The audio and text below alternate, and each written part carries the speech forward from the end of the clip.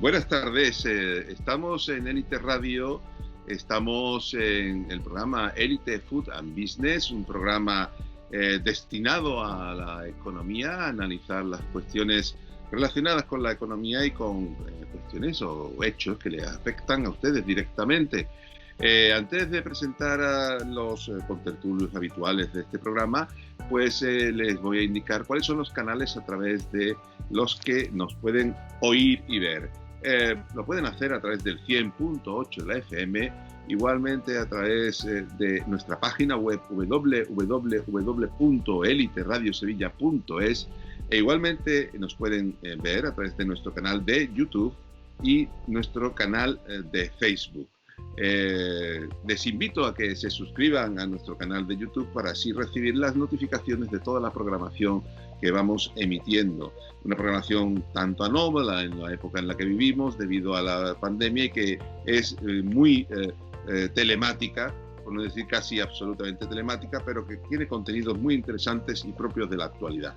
Dicho lo anterior, pues presento a los contertulios de Élite Food and Business. En este caso, presento a Antonio Martínez Buza. ¿Qué tal? Buenas tardes. ¿Qué hay? ¿Cómo llevamos este periodo, Antonio? Bien. Yo voy a permanecer este programa un poquito cortado. Tengo el vecino que está puesto un poco de hora y para no molestar a la marcha del programa. Pero nada, ya aguantando el último arreón del confinamiento. Bueno, no te preocupes, porque si no es el vecino, es un perro que aparece por el lado. Esto es lo normal en esta época, que nos encontremos con situaciones de este tipo, porque no estamos en un estudio, estamos realizando desde nuestras casas la programación, porque de momento los estudios están cerrados hasta que se vea cómo evoluciona la situación de la epidemia, de la pandemia, y que tengamos certeza y seguridad de la situación para los trabajadores y los invitados, lógicamente. Perdón.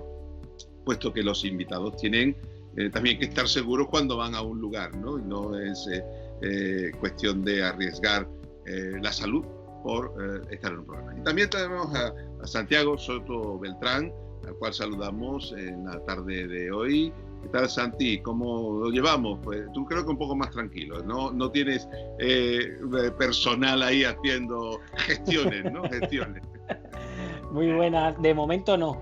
Sí tengo que ser sincero, y a las 8 de la tarde mi perro llama a la puerta para que salga del despacho. Pero de momento no. Y bueno, eso como dicen, ¿no? Las cosas del directo. Así que lo hace más enriquecedor lo que se escuche de fondo. Por supuesto. Bueno, pues hoy vamos a tratar un tema que, bueno, pues tiene su enjundia, porque es una cuestión que, bueno, pues tiene su afectación directa relacionada con una de las grandes matrices, de los grandes motores de nuestro país, como es la construcción, el ladrillo. El ladrillo que, bueno, pues tuvo una época brillante en la primera década del siglo, del milenio, hasta el año 2007, una época, bueno, pues brillante, hasta que se infló, de tal manera que se explotó el globo que se infló, ¿no? Y una situación que iba recuperándose en los últimos tiempos con una, actuación correcta dentro de unos límites de cara a la economía, pero que, bueno, pues de algún modo actualmente, por la situación, por el déficit que conlleva los ingresos económicos de la familia, pues tiene una problemática, pero también puede ser una oportunidad, ¿no, Antonio? Pues sí, un puerto de tuerca que le vamos a dar un poco al programa también es de ir relacionando temas. Entonces, en este programa vamos a hablar de lo que es la vivienda como vivienda habitual, ¿vale? Como vivienda que se usa para la habitabilidad familiar. Y ya en el siguiente programa del siguiente miércoles sí hablaremos de la vivienda como inversión especulativa. Entonces ahí sí hablaremos y daremos un poco más de datos de lo que son las caídas de los precios de la vivienda y del metro cuadrado. En en este pues más bien lo vamos a orientar a lo que es el tema de qué cosas debes de saber a la hora de un poco invertir en vivienda habitual. Bien, pero la cuestión, por centrar un poco la situación, mi pregunta era, hay una relación con aquella crisis y la actual, una situación en la que nos encontramos debido a la situación económica, pues hay una deficiencia, pero que de alguna manera esa deficiencia pues tiene unos márgenes pues para algunos inversores, ¿no? Es lo que yo quería un poco anticipar en este instante, en este momento.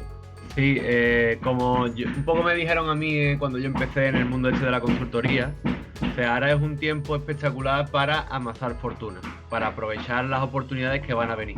O sea, el coronavirus ha dejado a la vista que dentro de poco aflorarán oportunidades, más bien que la oportunidad sea ya. Correcto. Bien, pues evidentemente hay grandes fortunas que se han amasado en estos últimos años. Esta situación es algo que realmente pues ha afectado al mercado, y el mercado pues se muestra de alguna manera abierto a muchas opciones.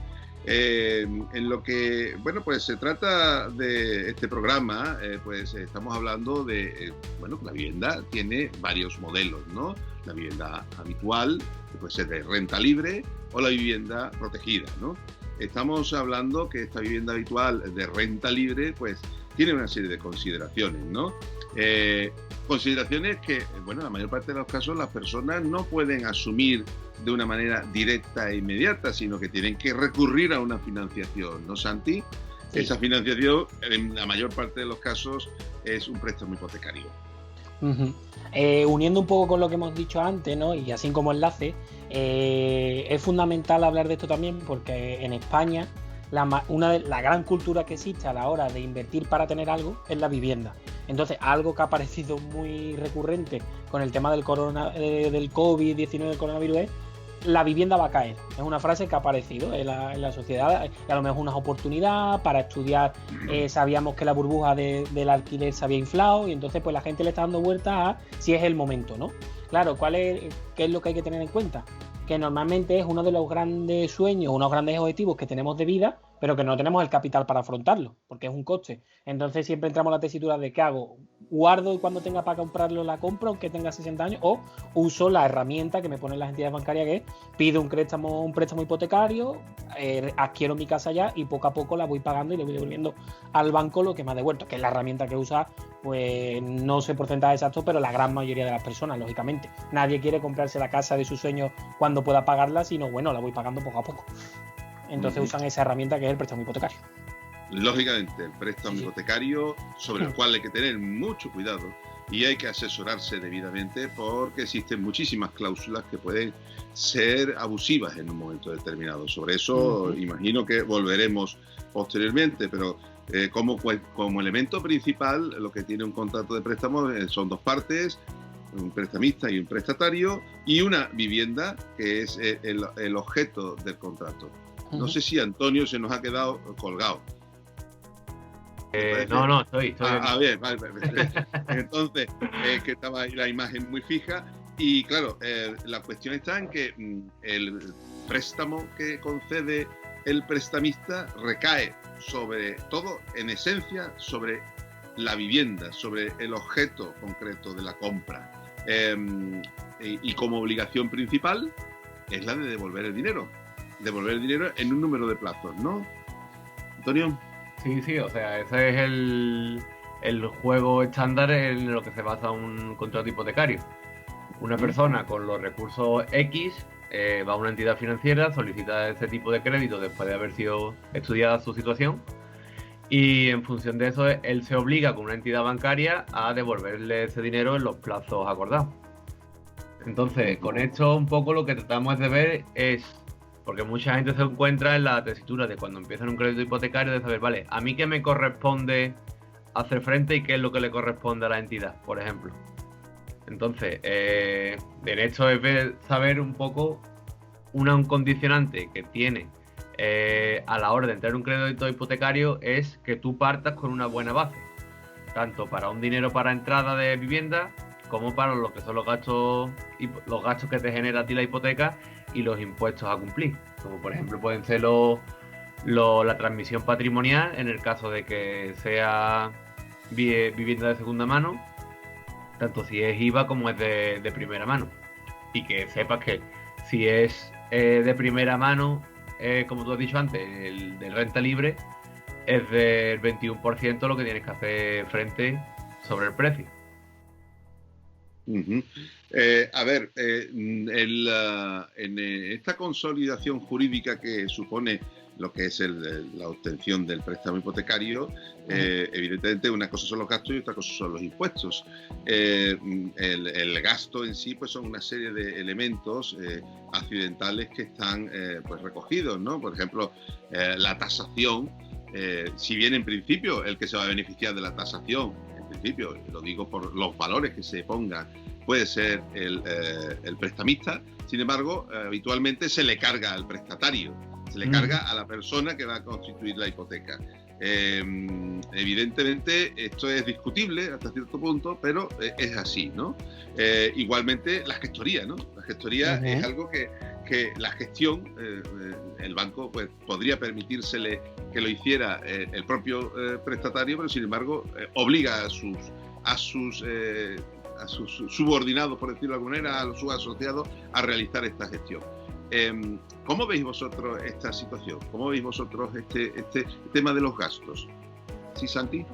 Pues sí, además ahí se nos ha pasado también uno que es el gasto de notaría también.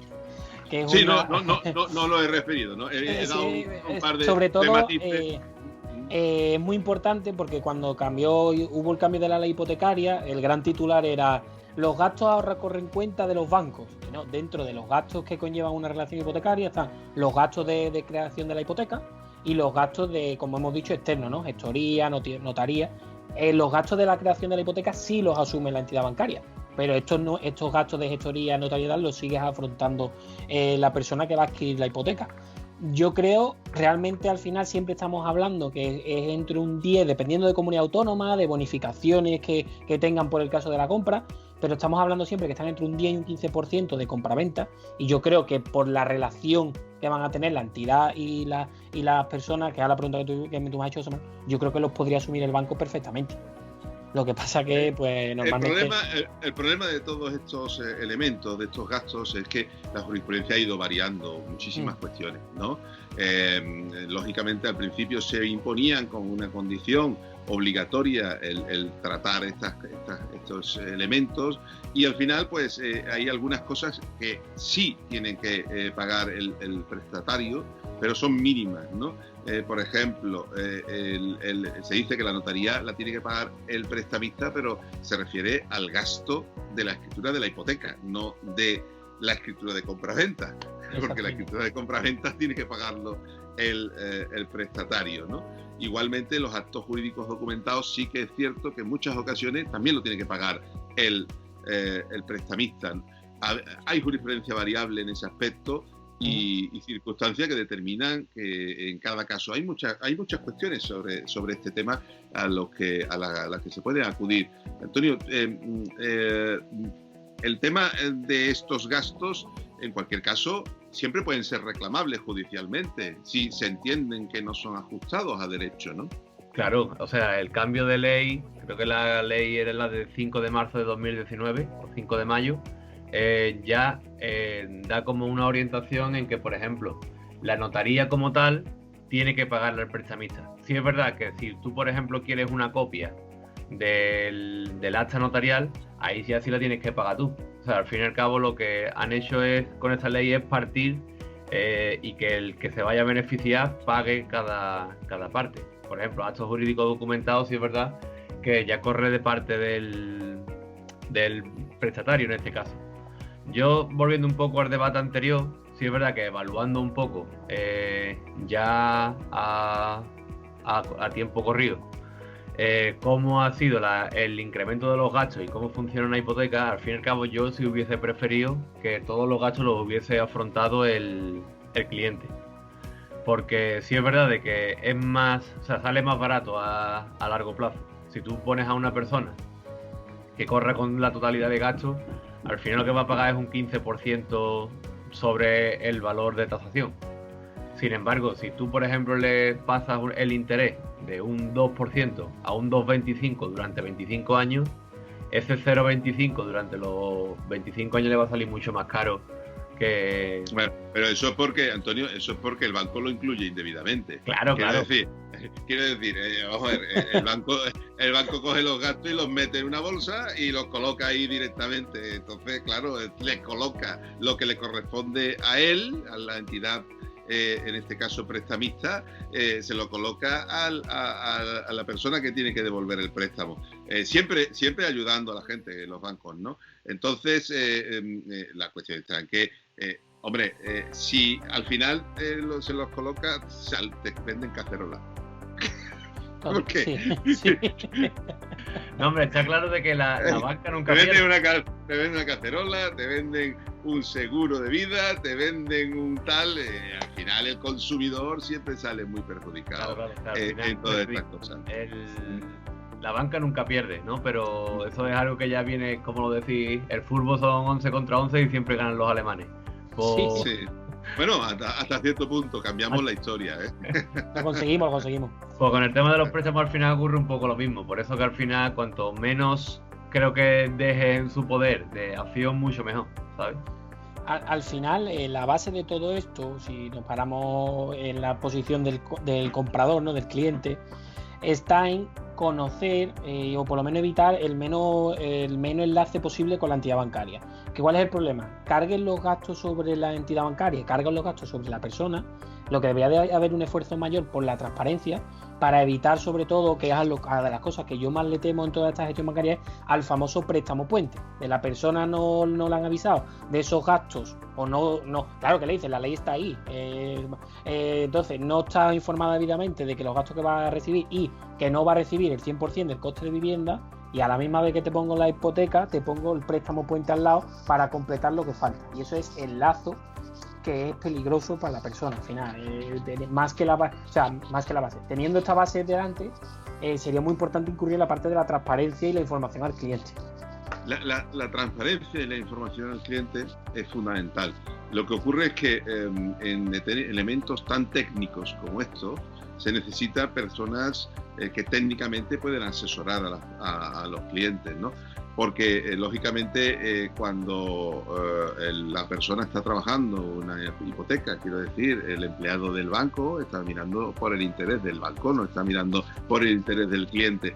Y yo siempre he puesto de manifiesto, desde mi perspectiva como abogado, que el cliente, el prestatario, debe de ir siempre asesorado y debe de tener siempre un documento que refleje cuáles son las condiciones y la pueda consultar, bien sea con un abogado, bien sea con un economista, bien sea con la persona que sea, para ver si realmente se está haciendo correctamente o no el trabajo por parte del banco, ¿no? Entonces, esa es la cuestión que creo que tenemos que sacar en conclusión, no sobre el programa, sino sobre este tema de los gastos y las cláusulas, que necesita la gente asesoramiento y no ir solos a la notaría. Es bueno ir acompañados, ¿no te parece, Antonio? Hay que estar acompañado por asesores que estén al día en todas estas cuestiones, porque la ley es compleja y las cláusulas que se imponen en una hipoteca, pues muy complejas. Sí, o sea, al fin y al cabo, ya lo digo, hay un dicho popular que no es más listo el que es más listo el que pregunta que el que tiene respuestas para todo. Entonces, en este caso es así, ¿sabes? Tú no tienes, como persona individual, no tienes por qué saber cómo se comporta una hipoteca desde el principio hasta el final. O sea, al final tienes gente con la que puedes preguntar, oye, guíame sobre esto, oriéntame. De todas formas, la ley, yo te digo que ha cambiado mucho en ese sentido y ya sí obligan a darte como 3 fichas por paso, donde se te va explicando las cláusulas contractuales sin vinculación. Y ya te digo, y también, por ejemplo, lo de las subrogaciones de hipoteca, que también son, o sea, creo que es algo que la gente no conoce. el hecho de poder ir a un banco y tú ofrecer tu hipoteca para que si te la pueden mejorar también, ¿sabes? Que eso también es algo que el consumidor debería de saber. Eso es como cambiar de compañía de teléfono, pero otra cosa será que en la compañía de teléfono pues sí quiere asumir un cliente que potencialmente le produce mucho y tiene poco costo, porque al fin y al cabo la red se mantiene sola, y otra cosa es que una entidad financiera asuma el riesgo que tiene asumido otra. Claro, y que claro, además le quites el riesgo. Entonces, como en principio hay una obligación de hacer ciertas cosas, lo que está claro es que finalmente la entidad financiera pues puede decidir no aceptar esa situación, ¿no? Entonces, bueno, pues aquí el tema es que esto es un elemento importante. Es la vivienda habitual. No estamos hablando de segundas viviendas. Aquí no estamos hablando de segundas viviendas, estamos hablando de vivienda habitual. Por lo cual se convierte en un elemento de primera necesidad. Como elemento de primera necesidad. Una estrategia, a mi punto de vista, que es la que menos grietas puede tener de cara a largo plazo. ¿Sabes? Que yo creo que uno de los grandes problemas, aprendamos de los problemas que hemos tenido anteriormente. Una de las principales grietas que dejó la crisis de 2008 a la vista fue que las viviendas habituales, la gente había accedido a ellas sin tener ninguna estrategia clara de qué hacer con ellas, con unos avales familiares que a la hora de no poder cumplir con las obligaciones de pago se han visto afectadas de unas y otras.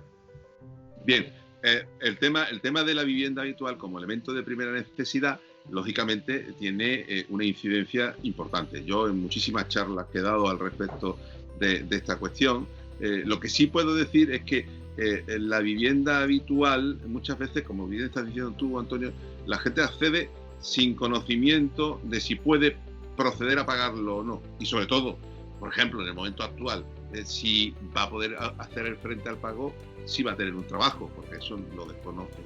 En el 2008 pasó eso, 2007-2008 pasó eso. La gente había asumido una situación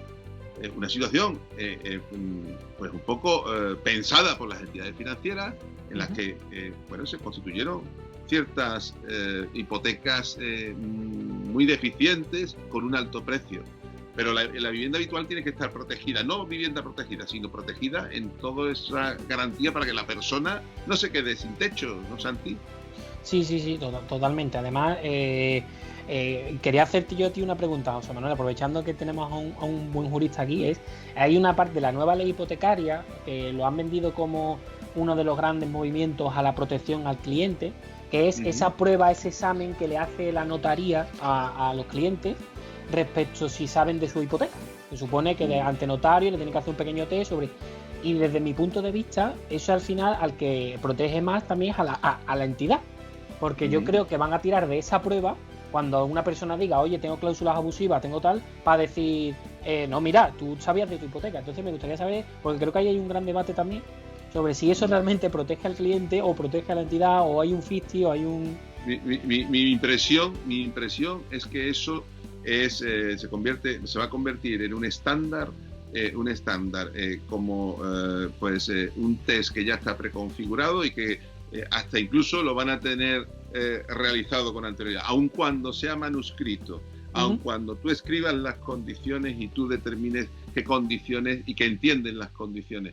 En muchas ocasiones las condiciones son difíciles de entender, porque un tipo de interés variable con unas cláusulas de que duran 6-7 páginas, la cláusula 3 bis, que es complicadísima siempre en todos los contratos de hipoteca, es difícil que la gente lo entienda, que entienda cómo funciona un IRPH.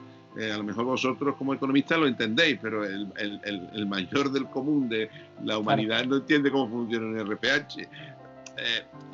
Yo creo que eso a quien protege es a la entidad financiera, y que se haga ante notario no es la garantía absoluta de que la persona haya entendido las cosas. Es una garantía, pero no es la garantía absoluta de que haya entendido el contenido de la hipoteca. Entonces, sí, Santi. Por lo que demuestra al final que la persona que está dando un gran paso, que es un gran paso de vida, ¿no? Que es tu vivienda habitual, tener una propiedad, pues no están totalmente protegidos. Hay grandes avances en la ley, pero no están totalmente protegidos. Y respecto a esta cuestión, la he vuelto a ver en el confinamiento, aprovechado. Hay una película basada en la burbuja inmobiliaria norteamericana, la estadounidense, que es La Gran Apuesta. Tocan un poquito España, ¿no? Pero te hace ver eso, cómo se aprovechan de personas que no tienen ese conocimiento y les rehipotecan, les hipotecan, no se basaron en el 2000, 2004, 2006, no hicieron estudios de riesgo buenos y le dieron préstamos hipotecarios a personas que no lo podían afrontar en el momento que su vida cambiara un poco. Entonces ahí ves que sí, estamos dando grandes pasos y se han dado grandes pasos desde el 2008 ahora, pero que habría que darle una huertita en la vivienda habitual, una huertita más para proteger a la persona. Porque al final está tomando una decisión que, como nosotros decimos muchas veces, cuando hacemos un planning, ¿no?, de respecto a vivienda, oye, que tú no estás hipotecando, y voy a meternos nosotros, ¿no?, al Antonio, al Santiago de hoy, ¿no?, al de los próximos 30 o 40 años. O sea, le estás poniendo una letra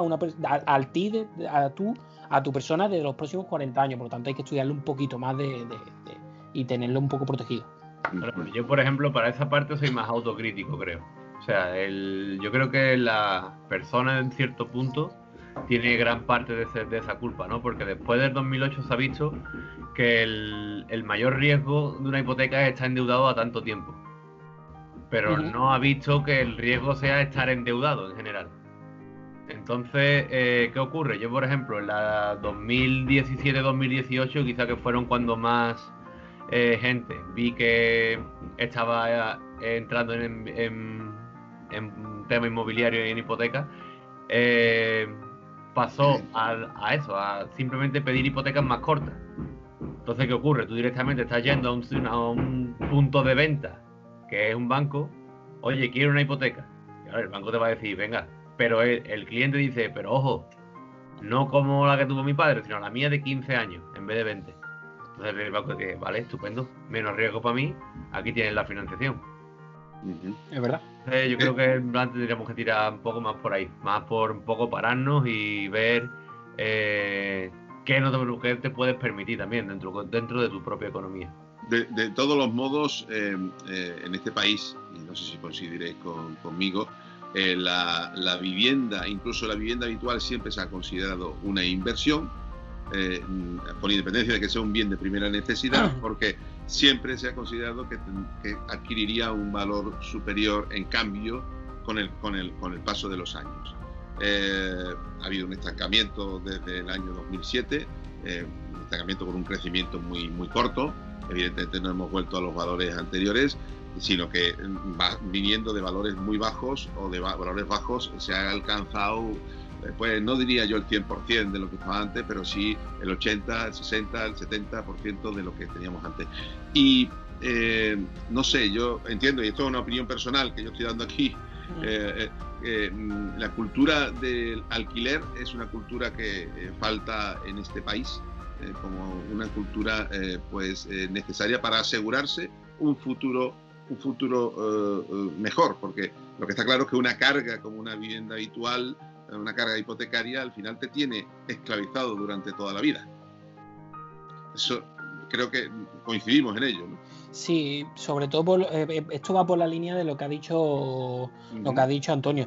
Va en el sentido de que aquí en España el alquiler lo vemos como el enriquecer a otro. No lo vemos como no endeudarte tú. Porque al final el alquiler puede ser unido a que no sabes si te vas a afianzar en esa ciudad X, por lo tanto ir dejándote deuda por ahí, o sobre todo va por movilidad, ¿no? Aparte de ese paso voy a dar el primer pasito alquilando porque acabo de salir de casa de mi familia, para no comprar del tirón, porque no sé cómo voy a estar. Pero al final, cuando la gente empieza a querer tomar la decisión de comprarse una casa, no la toman por decir, oye, estoy bien preparado para endeudarme un poco, estoy bien preparado para tener mi primera propiedad, sino voy a dejar de enriquecer a otro.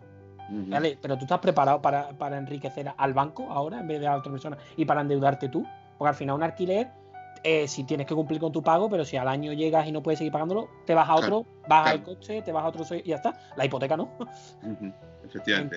Entonces hay poca cultura de qué significa alquiler realmente, alquiler de vivienda. Es que yo creo que esto que apuntaba Antonio antes y que tú ahora estás diciendo, que coincide con lo que yo estoy comentando, es algo que es fundamental, que es insuflarle a las personas esa cultura de la que siempre hablamos, ¿no? Cultura, hablamos de cultura empresarial, pero en este caso cultura económica, es decir, pensar que el endeudamiento durante muchísimos años, pues has hablado de un endeudamiento de menor número de años, distinto al de nuestros padres y tal y que cual, pues te genera una situación de menos presión, menos tensión.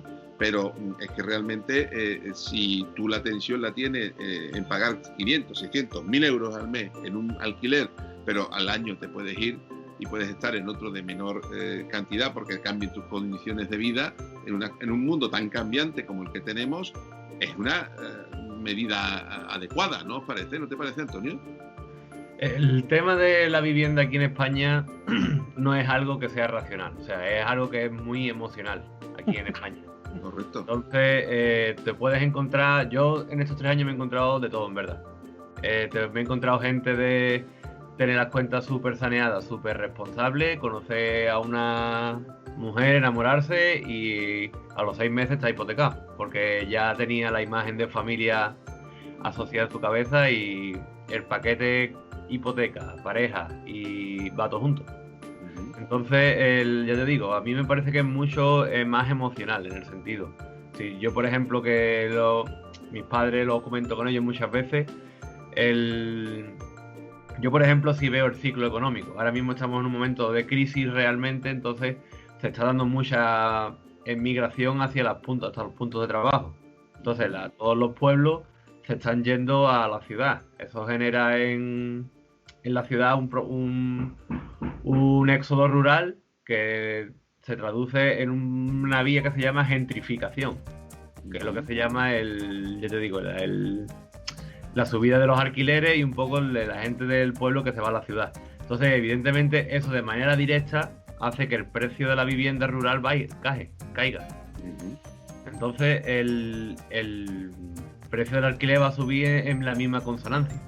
Pero sin embargo tú lo vas viendo y esa gente mayor de los pueblos, pudiendo permitírselo o no, le hace la misma ilusión, puede comprarse una casa. Y decir, si baja eso, le metemos. Y decir, a ver, ¿para qué necesitas otra casa, otra vivienda? Son obligaciones, ¿sabes? Entonces yo te digo, que yo creo que el español poco a poco va saliendo, pero la vivienda debería de ser algo más tan emocional y algo más racional. En el sentido de poder ajustar las cuentas, saber en qué momento te encuentras y si te hace verdaderamente ilusión comprarte una casa, comprártela, pero poco a poco. Ahora, por ejemplo, con el tema este si contamos desde ahora, como un estallido de crisis, como por ejemplo fue en el 2007, ¿vale? Por datos, cuando estalló en el 2007-2008, el momento más bajo de vivienda se encontró en el 2016. Entonces, si tú verdaderamente estás viendo ahora que tu vivienda, que tú eres una persona de invertir emocionalmente en vivienda, tú ya sabes la progresión que tienes a años vista. Entonces, no seas irresponsable en ese sentido de ir a lo loco, porque ya te estamos marcando unas pautas. O sea, espérate a 2025, más o menos, 25, 24, 26, en ese intervalo, porque ahí es donde lo vas a encontrar lo más barato posible. Entonces, tú ahí te quedan 6 años por delante de planificación económica. Muy interesante la reflexión que estás haciendo, Antonio. Yo creo que ahí es donde tenemos que hacerle la cultura a la gente, ¿no? Que estás diciendo. Sigue, que perdona que te haya interrumpido. Vale. No, que lo que me refiero es a eso. O sea, yo creo que a mí me encanta y me fascina el negocio este que nosotros hacemos, porque me parece que es algo muy de ayuda. O sea, yo soy súper motivado con este programa por esto mismo, porque tenemos un Vox Populi en el cual ya la gente no puede decir no lo sé, ¿sabes? Sino que ya o sea, la economía es cíclica al fin y al cabo y te puedes equivocar por 1 año o 2 años, pero el problema de la equivocación no es pasarte, sino quedarte corto, ¿sabes? Si tú económicamente te pasas, no hay problema, porque vas a tener dinero que puedes colocar en un sitio y puedes colocar en otro. Pero si tú vas corto, El problema es que siempre vas a ir como a dando tropezones. Entonces, en este momento, nosotros lo decimos, no tengas prisa por entrar en la vivienda. Nosotros, por ejemplo, hacemos muchas estrategias de acortamiento de hipoteca que están enfocadas a 5 o 6 años. ¿Para qué? Para que cuando tú llegues a 2025, pues tengas a lo mejor 10.000, 15.000 euros para poder pagar gastos, dar una entradita, y diferenciamos qué parte tienes que tener en tu cuenta corriente para el acceso, para el pago directo, que puede ser impuestos, puede ser algo más muy cortoplacista, y después algo para acortarte la deuda dentro de 10 años. Entonces, ¿qué estamos hablando si tú haces esta estrategia y te ajustas al 100% a lo que estamos diciendo? De que cuando tú tengas 45 años, estás saneado. Claro. Esto parece una tontería. No, en absoluto una tontería. Pero que tú llegas a 45 años con las cuentas 100% saneadas es súper importante, porque tienes otro tramo de 20 años por delante para prepararte una jubilación fantástica. ¿Sabes? Entonces, tú vas cumpliendo hitos.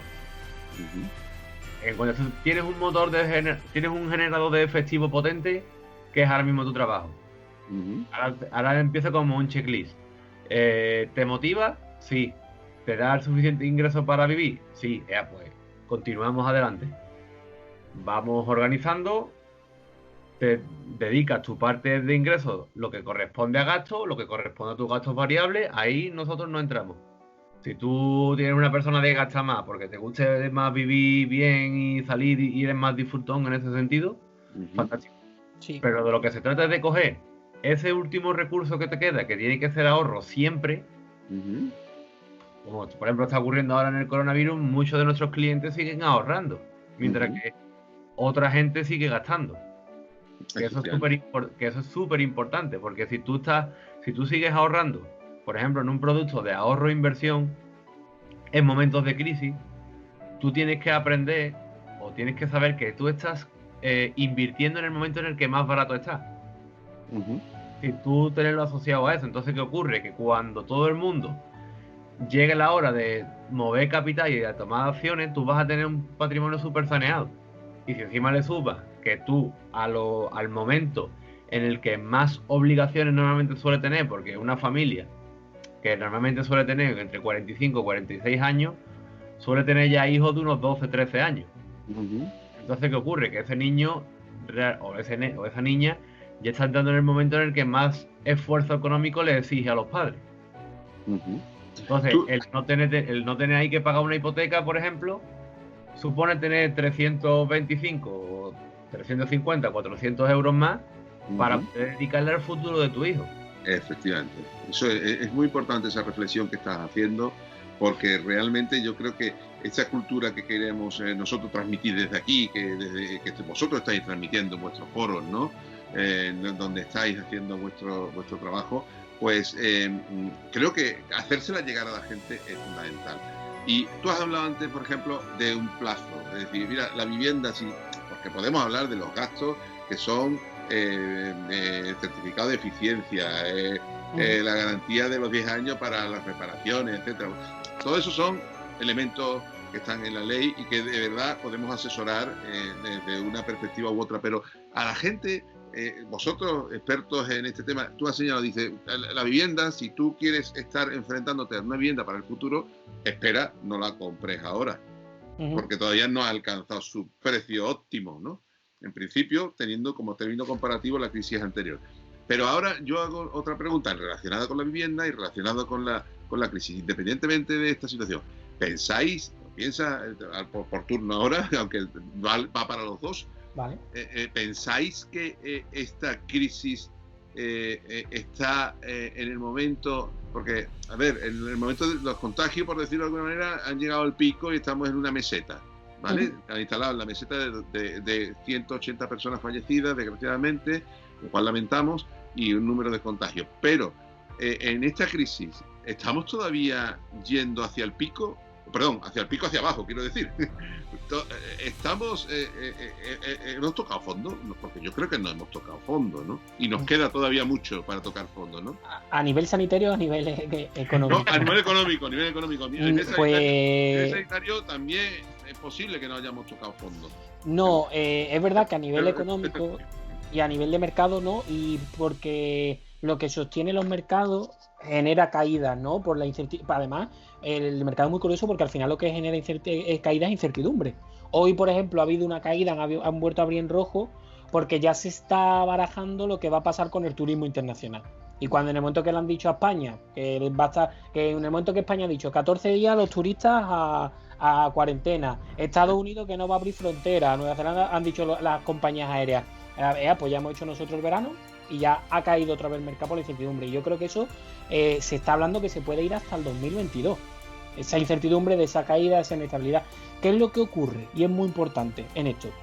Primero, y me uno a lo que ha dicho Antonio, que la reflexión ha sido brutal. O sea, es crear un mapa para la gente en la cual le dice, oye, que puede llegar a 45 años saneado, pero no solo eso, sino apoyarte en una oportunidad de ahora es aprovechar un mercado bajista para comprar más barato y además generar interés incluso en negativo, porque si tú entras ahora mismo en un mercado de menos 14 y no sube a más del menos 12, tú estás ganando, porque estás entrando mes a mes, promediando, por lo tanto tu capital ha subido un 2% en un mercado bajista y de inestabilidad. Entonces, aunque estemos en un momento de crisis, de inestabilidad, de caída, aprovechándonos de la oportunidad del mercado, de lo que nos está dando, y sabiendo que al final, si tiramos de los momentos históricos, me veía los grandes momentos históricos, Segunda Guerra Mundial, el crash del 29, 2000, al final ha rebotado, y al final se ha recuperado el mercado. Sí. Entonces, si tiramos de histórico y vemos, al final es tener paciencia, tener tranquilidad, una buena planificación, en el sentido de no volvernos locos, un porcentaje asumible que no nos ahogue y aprovecharnos de cada situación. Entonces, y en este sentido meto el tema de promediar, que es muy importante. Cuando estamos en estas situaciones, el entrar a prima única es más peligroso o te puede generar más pérdida que el entrar mes a mes, que es lo que significa promediar. Nosotros damos mes a mes y entonces si tu capital del mes anterior ha sufrido una pérdida porque ha caído el mercado, el capital que entra hoy lucha contra esa pérdida porque entra en mercados más bajos. Entonces, sí, los mercados van a seguir inestables, ya te digo, dicen hasta el 2022 al menos, pero no significa que no podamos seguir aprovechando esta oportunidad. No, sí, está claro. Yo entiendo que las oportunidades están ahí y están para las personas que tengan capacidad de aprovecharlas.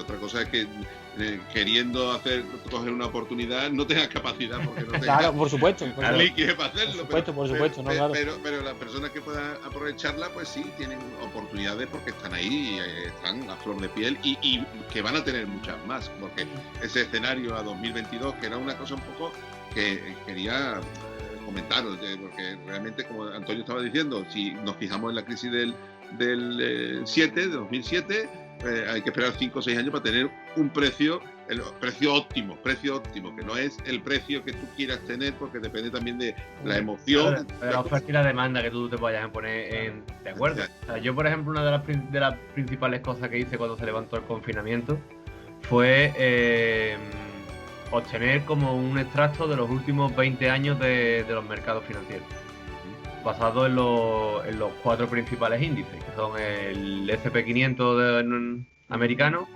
el Dow Jones, el Nikkei japonés y el IBEX 35 español. Entonces, si te das cuenta, una vez que explotó la burbuja, después los siguientes 2 o 3 años fueron de regularización. Entonces, no quiero decir, porque no existe una bola de cristal, pero por probabilidad, lo más probable es que acabe ocurriendo eso, que en los próximos 2 o 3 años sean de regularización. ¿Qué quiere decir de regularización? Pues lo que quiere decir exactamente es que el que tenga un trabajo fijo ahora y tenga una buena posición, a lo mejor no lo termine notando, porque su empresa es una gran corporación.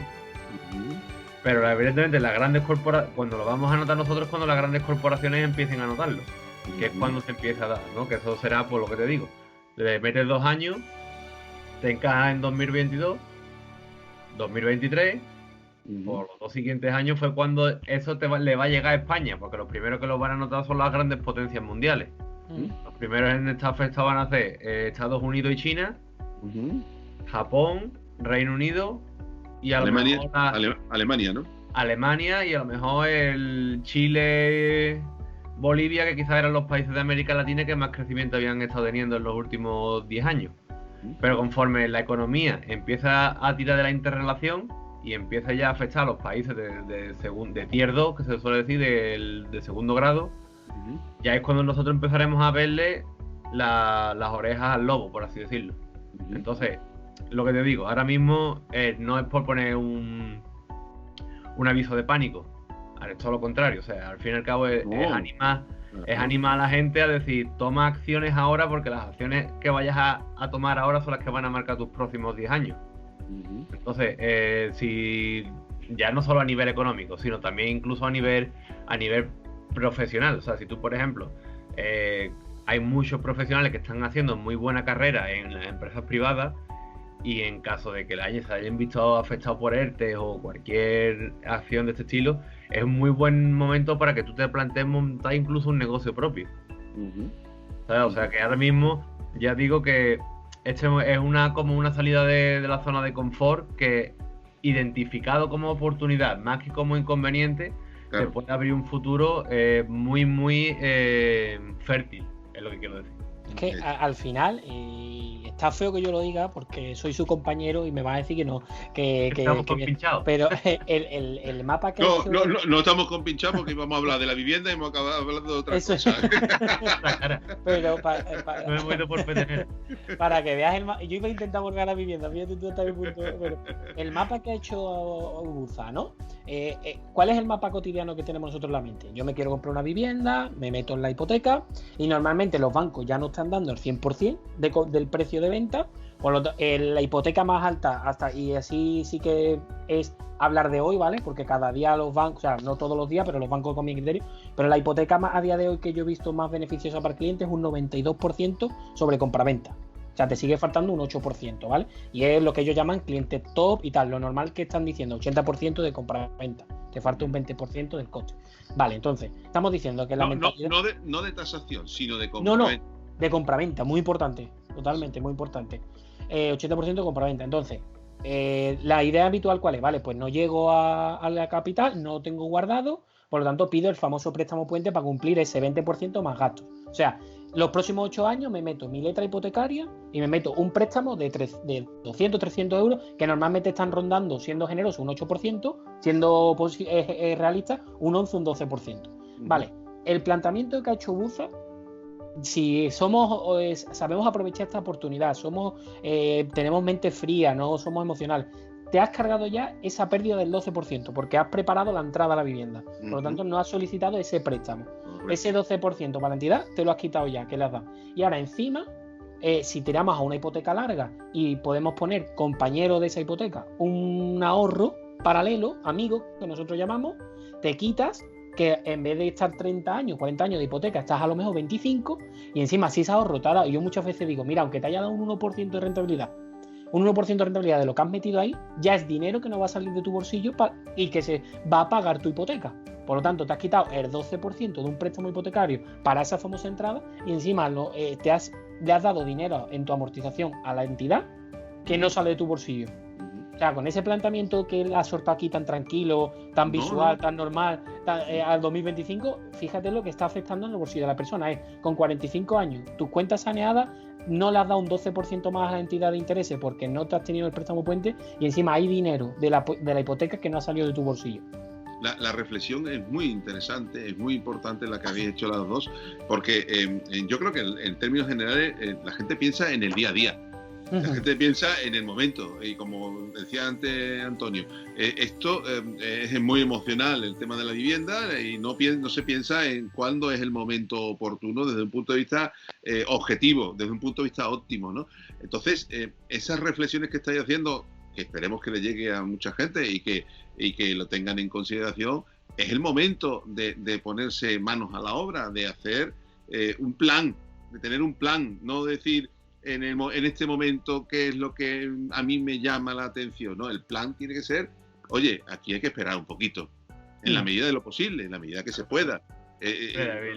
Nosotros, por ejemplo, nos hemos encontrado casos, ¿no? Evidentemente, si tú, por ejemplo, estás pagando 800, 900 euros de alquiler y entre tú y tu pareja y es desorbitado, si ahora te sale, por ejemplo, comprar una vivienda en misma especie y cantidad que te permita pagar a lo mejor 500 euros, sigue siendo atractivo.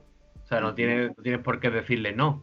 Estamos hablando de que si, por ejemplo, tú aún no estás independizado o tu situación depende de terceros, otra cosa que, por ejemplo, seas médico, ¿sabéis? Que tienes un buen puesto de funcionario, normalmente siempre el que es médico o tiene cirujano siempre suele tener 100% de la financiación, entonces en este caso no hay problema.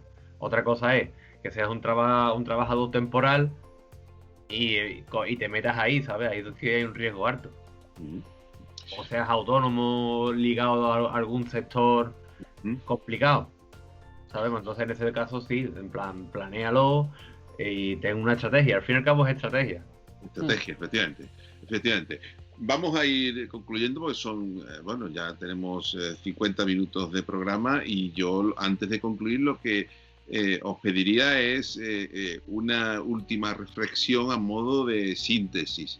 No digo que sea una frase, sino una reflexión a modo de síntesis de la situación, de la correlación con respecto a la vivienda. Lo hemos dicho, yo creo que se ha dicho muy claro durante todo el programa, pero como el elemento que define todo aquello que hemos estado viendo a vuestro juicio. Antonio, ¿cómo sintetizarías esta cuestión? Al fin y al cabo se trata de aprendizaje y de no tropezar 2 veces o 3 o 4 con la misma piedra. O sea, aprendamos. En el sentido de si mismas estrategias bajo mismos campos de estudio otorgan los mismos resultados siempre. Entonces, obtengamos en búsqueda de buscar nuevos resultados mejores, cambiemos las estrategias. Perfecto. Santi. Pues yo lo único que diría que es el momento de no ser tradicional ni seguir la corriente y ser más estratega, escuchar y planificar, porque si planificamos podemos tener una buena oportunidad de sedimentar, hacer los cimientos de una buena oportunidad de vida, si no seguimos la corriente tradicional. Y para ser estratega hay que asesorarse, si no estás ya pues en una situación o disposición de pensar como pensáis vosotros. Y en ese sentido, yo sí, a modo de conclusión, lo que recomiendo es que la gente vaya a personas como vosotros que se dedican a asesorar en el mundo financiero, al margen del mundo legal, que también estamos los abogados, lógicamente, para asesorar, pero que en el mundo financiero también hay personas profesionales que, no también, sino hay muchas personas profesionales que lo que hacen es decir, oye, este planteamiento lo podemos poner en funcionamiento, sí, pero hasta aquí o hasta allá. Tienes esto, tienes lo otro, repártelo aquí, ponlo acá. Estrategia y estrategia. Aparte de la cultura, estrategia. Aparte de la cultura económica o empresarial, estrategia, ¿no? Y bueno, pues creo que eso es lo que tenemos que sacar en conclusión. ¿Estáis de acuerdo, no? Conmigo, que tenemos que sacar en conclusión de lo que hemos estado hablando, ¿no? Totalmente. Yo creo que habíamos preparado nosotros un programa más feo del que nos ha salido. Por supuesto. No dudéis que siempre intentaré que sea bonito. No, me refiero al guión que habíamos preparado. O sea, el guión que habíamos preparado era más feo de lo que nos ha salido, ¿sabes? Habíamos preparado un guión de libro de texto de en plan tema 1. Los gastos hipotecarios. Tema 2, tipo de interés. Y al final hemos sacado algo guay. Era un guión ladrillo, porque se refería a la vivienda. Bueno, después de esta broma, pues lo que vamos a hacer es ir despidiendo el programa. Yo quiero daros muchas gracias por haber estado compartiendo este rato que creo que a los oyentes les puede interesar o les va a interesar seguro.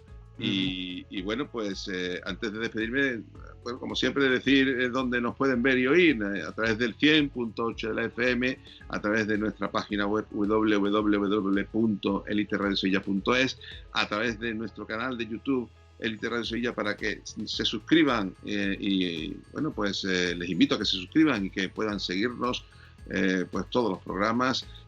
También a través de nuestro canal de Facebook, y antes se me olvidó, elitediario.com, nuestro diario digital que tiene bueno, pues muchísimos seguidores y que además pues está en continua actualidad, en continuo movimiento. Dicho esto, pues Antonio, muchas gracias por haber estado aquí esta tarde y un placer haber Y compartido. siempre, hasta Manuel, por siempre tratarnos tan bien y ponernos a disposición este elemento para llegar al mayor número de personas posible. Muchas gracias. Santi, igualmente, muchísimas gracias por haber estado aquí compartiendo este rato, que creo que ha sido de provecho, muy, muy provechoso. La verdad que sí. Muchas gracias a ti, José Manuel, porque de verdad me encanta estar en este medio que es la radio. Bueno, nada, pues muchas gracias a los dos y muchas gracias a nuestra audiencia. Esto ha sido Élite Food and Business, un programa de Élite Radio Sevilla y que, bueno, pues la semana que viene amenaza con volver con otras cosas más. Amenazamos. Buenas tardes a todos.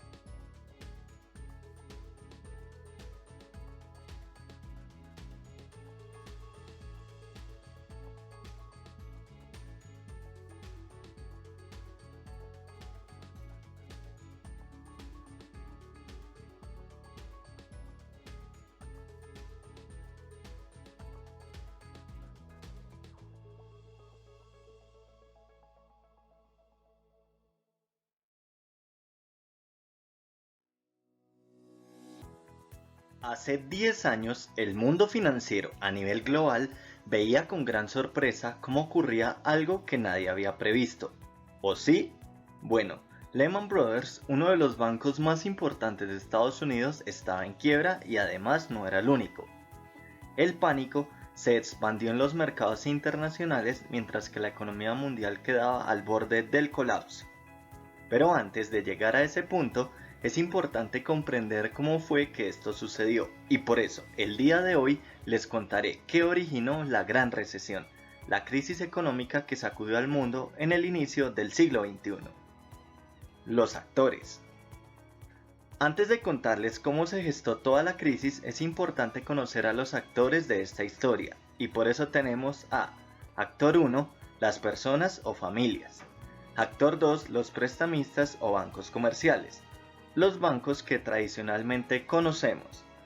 Actor 3, los bancos de inversión, entidades que tienen como propósito conseguir dinero para empresas y el sector público con la emisión de valores, así como prestar asesoría para la inversión de recursos, entre otras funciones.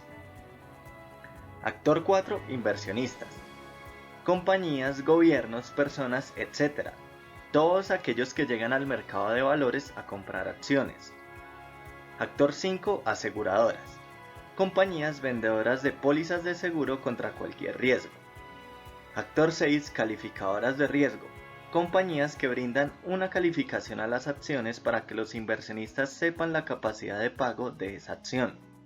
Y por último, la participación especial de la Reserva Federal, el Banco Central de Estados Unidos. Los hechos. En el año de 1929, Estados Unidos sufrió una gran crisis económica conocida como la Gran Depresión. Los años posteriores a este hecho, el gobierno debió imponer una serie de reformas para recuperar la economía. Entre ellas se creó una ley de regulación financiera conocida como Glass-Steagall. Pero en 1999 se expidió la ley Gramm-Leach-Bliley, conocida como la Ley de Modernización de Servicios Financieros, la cual, en resumen, promovió la desregulación del sistema financiero estadounidense. Sin embargo, por esta misma época, en Estados Unidos estalló una crisis conocida como la burbuja de la Internet, la cual surgió por el rápido incremento de páginas web en esos años y la especulación que se hizo con estas compañías en la bolsa de valores, lo que provocó que muchas quebraran o tuvieran que fusionarse. Y mientras el país norteamericano empezaba a dejar atrás esta crisis, pasó lo impensable. El martes 11 de septiembre de 2001, Estados Unidos es atacado en su territorio. El ataque terrorista a los edificios del World Trade Center y el Pentágono generó un clima de inestabilidad e incertidumbre, tanto a nivel interno como a nivel global, pues nadie podía creer que la nación más poderosa del planeta fuera víctima de un atentado de esta magnitud. Casi siempre que se presenta esa sensación de incertidumbre, las empresas y las personas optan por evitar endeudarse y tratar de bajar sus gastos para tener liquidez en caso que se aproxime una crisis. Por supuesto, esta situación de bajo consumo no le conviene al sistema financiero, así que la Reserva Federal intervino bajando las tasas de interés a porcentajes cada vez más bajos entre 2001 y 2004 como una forma de incentivo para que todo el mundo reactivara el consumo y la economía creciera. La carnada funcionó, y a medida que las tasas fueron bajando más y más, los créditos bancarios fueron en aumento, pero hay un tipo de endeudamiento al que debemos ponerle mayor atención en esta crisis: los créditos de vivienda. Pues ante la oportunidad, miles de familias norteamericanas aprovecharon la baja tasa de endeudamiento y solicitaron créditos de vivienda a los bancos comerciales. Por su parte, a los bancos de inversión se les ocurrió una idea para emitir títulos de alta rentabilidad e inventaron la figura de títulos conocidos como CDO, en español, obligación colateralizada por deuda. Entonces, estos empezaron a hacer lo siguiente: contactar a los prestamistas de vivienda y hacer el siguiente arreglo con ellos. Saludos, amigo hipotecario. ¿Desea ganar tanto dinero como yo? Tiene el poder dentro de usted mismo ahora. Véndame todas las hipotecas que tenga y yo se las pagaré de contado hoy mismo. Pero espere, hay más. De ahora en adelante, por cada hipoteca que usted otorgue y me la ceda, yo le daré, además del dinero, una comisión por esa hipoteca. No desperdicie esta gran oportunidad. Por supuesto, los prestamistas no lo pensaron mucho y se dieron cuenta que solo por ser intermediarios ganarían una muy jugosa comisión. Mientras tanto, los bancos de inversión empezaron a captar todos estos créditos y los agruparon por paquetes, los CDO que ya les mencioné. Para entender cómo funciona un CDO les colocaré el siguiente ejemplo. Supongan que soy un vendedor de lácteos, pero tengo 3 inventarios por despachar.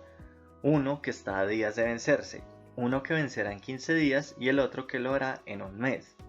Para venderlos se me ocurre juntarlos por paquetes, pero por supuesto que no voy a meter todos los que están por vencerse en una sola bolsa, pues puede llegar alguien de sanidad a revisar las fechas y me prohibirá la comercialización de este producto.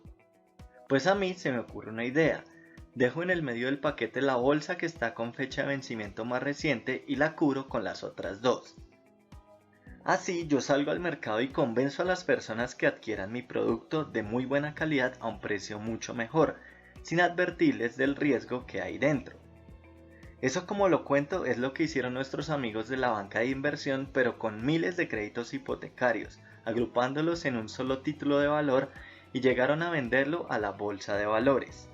No obstante, con el mundo tan globalizado, los ofrecieron como títulos de buena rentabilidad a bancos, fondos de pensiones, gobiernos de todo el mundo, grandes corporaciones, etc. Todos los que adquieren estos títulos obtienen ganancias cuando todas las personas que tienen créditos hipotecarios pagan a tiempo su cuota. Sin embargo, no les he contado por qué eran de alta rentabilidad, así que regresemos a los prestamistas intermediarios. ¿Han visto esa película de Jim Carrey en la que está obligado a decir siempre sí y otorga crédito a todo el que llegue a su oficina sin revisar si tiene capacidad de pago? Pues esto mismo fue lo que empezaron a hacer los bancos prestamistas. Dejaron de pedirle a las personas certificados de ingresos, revisar historial crediticio o capacidad de pago, incluso revisar si el formulario estaba bien diligenciado. No les importaba. Después de todo, el banco de inversión les devolvía el 100% del crédito más la comisión en cuestión de días. Personas con una muy baja o casi nula capacidad de pago se acercaron a los prestamistas y estos les aprobaron sus hipotecas. Todas estas pasaron a conocerse como hipotecas subprime, créditos con una alta posibilidad de que no fueran pagados. Además, estos créditos fueron otorgados con tasa variable, es decir, que si la tasa era baja, la cuota por pagar era baja, pero si la tasa de interés empezaba a subir, la cuota lo haría de igual manera. Cuando una inversión es de alto riesgo, su margen de rentabilidad es mucho más alto que el de una de bajo riesgo, pues los bancos de inversión empezaron a meter gran cantidad de hipotecas subprime en los CDO que estaban emitiendo, para que estas acciones fueran de alta rentabilidad. Y aquí es donde suele surgir una pregunta: ¿por qué inversionistas de todo el mundo compraron acciones con tan alta probabilidad de no pago? Démosle la bienvenida a las calificadoras de riesgo. Las calificadoras entraron a revisar los CDO y como veían hipotecas con muy buena capacidad de pago, omitían aquellas que no tenían tan buena proyección y le daban a los CDO calificación AAA o AA, las más altas del mercado. Pues los inversionistas de todo el mundo empezaron a hacerse con ellos. Pero para blindarse en caso que los CDO dejaran de pagarse, los inversionistas adquirieron CDS, permutas de incumplimiento crediticio con entidades aseguradoras. Esta es una póliza de aseguramiento trimestral en la que la aseguradora le pagaba al inversionista un porcentaje fijado si el CDO caía. De esa forma el inversionista jamás tendría pérdidas. Más y más personas empezaron a adquirir vivienda, lo que generó una alta demanda de inmuebles y el precio de estas empezó a dispararse progresivamente. En algunos sectores económicos empezó a surgir el rumor de que se avecinaba una burbuja inmobiliaria. Sin embargo, el gobierno estadounidense lo negó, así como la Reserva Federal. Todo esto atrajo la atención de un nuevo actor que no he mencionado: los especuladores, personas que se anticipan a los hechos que pueden ocurrir en el futuro en la bolsa de valores. Muchos especuladores de Wall Street vieron la crisis que se avecinaba y como inversionistas que son, vieron una oportunidad de negocio, así que apostaron en contra de los CDO, comprando permutas de incumplimiento a las aseguradoras y a los bancos de inversión con la siguiente condición: si el CDO se pagaba a tiempo, el especulador tendría que pagarle una prima a la aseguradora o al banco de inversión, pero en caso de que los CDO se retrasaran o empezaran a incumplir o perdieran su calificación, la aseguradora tendría que pagar al especulador el valor de la póliza trimestralmente. Las aseguradoras sabían que las personas hacían lo que fuera por pagar su hipoteca, así que no dudaron en otorgar los CDS a los especuladores. Al contrario, lo vieron como una oportunidad para ganar más dinero. El caso es que el consumo sobrepasó la oferta y la inflación de Estados Unidos empezó a subir y a subir, razón por la que desde 2004 la Reserva Federal tuvo que empezar a subir las tasas de interés. Pero como les había contado que las tasas eran variables, este incremento fue un duro golpe para mucha gente, por lo que poco a poco más y más personas dejaron de pagar su hipoteca. Esto obligó a los bancos a empezar a embargar viviendas, pero cuanto más embargos se hacían, más se complicaba el panorama.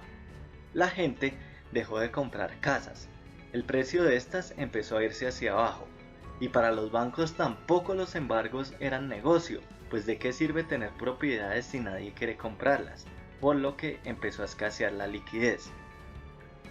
Los bancos de inversión poco a poco dejaron de percibir dinero de las hipotecas, lo cual golpeó directamente a sus arcas. Se habían endeudado con todo el mundo para adquirir más hipotecas gracias al apalancamiento, pero ahora se estaban quedando sin liquidez. En un comienzo se empezaron a ocultar pérdidas en paraísos fiscales al exterior. Sin embargo, hubo un momento en que tanta gente dejó de pagar sus hipotecas que el precio de los CDO empezó a irse al suelo. Inversionistas de todo el mundo se vieron afectados por la crisis hipotecaria que vivió Estados Unidos en 2007 cuando la burbuja inmobiliaria estalló, mientras que las aseguradoras empezaron a pagar CDS tanto a inversionistas como a especuladores, pues los CDO empezaron a irse para abajo. El rumor de recesión surgió y con el paso de los meses fue en aumento. A pesar de que se gestaron inyecciones de capital para rescatar al sistema financiero y algunos eran optimistas de que era solo un susto, el golpe definitivo llegó el 15 de septiembre de 2008, cuando Lehman Brothers, el cuarto banco de inversión más grande de Estados Unidos, se declaró en quiebra, un día después que Merrill Lynch, el tercero más grande, fuera comprado por Bank of America tras quedar en bancarrota. Ese día, el mundo comprendió que no había marcha atrás. Millones de personas se quedaron sin hogar en la ruina. Bancos hipotecarios quebrados que dejaron a millones de personas sin empleo, al igual que los bancos de inversión, los cuales corrieron con la misma suerte cuando no lograron ser adquiridos por otras compañías. Inversionistas arruinados alrededor del mundo. Personas que perdieron los ahorros de toda su vida en los fondos de pensiones. Gobiernos en estados de jaque por todo el planeta. Firmas aseguradoras quebradas al no poder responder a nadie. ¿Saben qué es lo más increíble de este caso? Que los especuladores de Wall Street cuantificaron sus ganancias previendo lo que muchos no vieron venir o no quisieron admitir, la gran recesión. Y cuando las permutas de incumplimiento empezaron a valorizarse, gran parte de los especuladores las vendieron, pues sabían que dentro de poco las aseguradoras no les podrían pagar más esta póliza, así que ganaron durante meses, las vendieron a un precio mucho más alto del que las habían comprado